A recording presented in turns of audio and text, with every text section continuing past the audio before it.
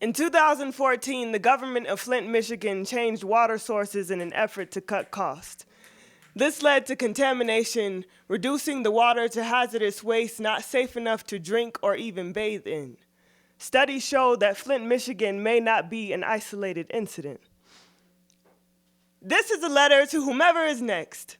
In the beginning, they will tell you not to worry. They will speak of old lead pipes that have tainted the water, tell you that it's only a small amount, but there's a way that they can fix this. At school, they will tell your children to keep drinking, but give them bottled waters just in case. In the beginning, they will not call it an epidemic. In fact, they will not call it an epidemic until it is too late.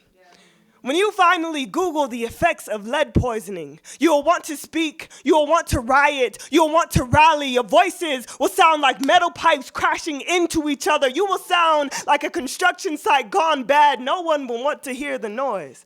You will sound too complicated, too costly, too time-consuming to be fixed right away. Go home.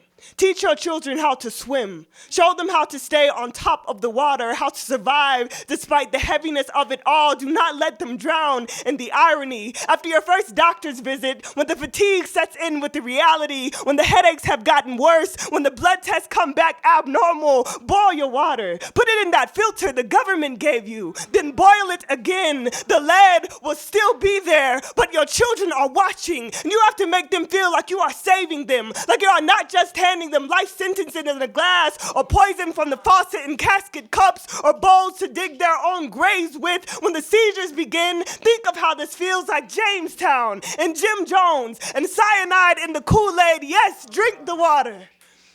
There is no other choice.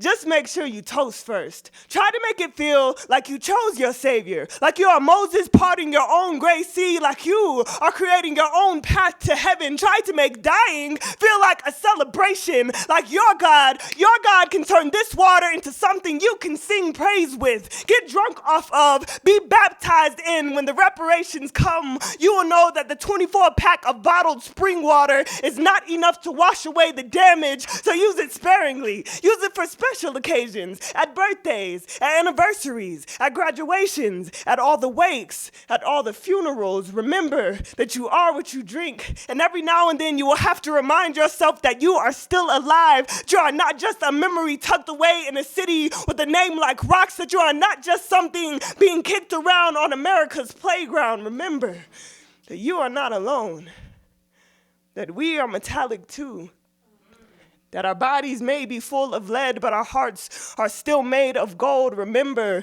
that we suffer with you, that we know your pain, that this solidarity is the closest thing you will ever come to hope. And as hard as that may seem, it will be much, much easier to swallow than the water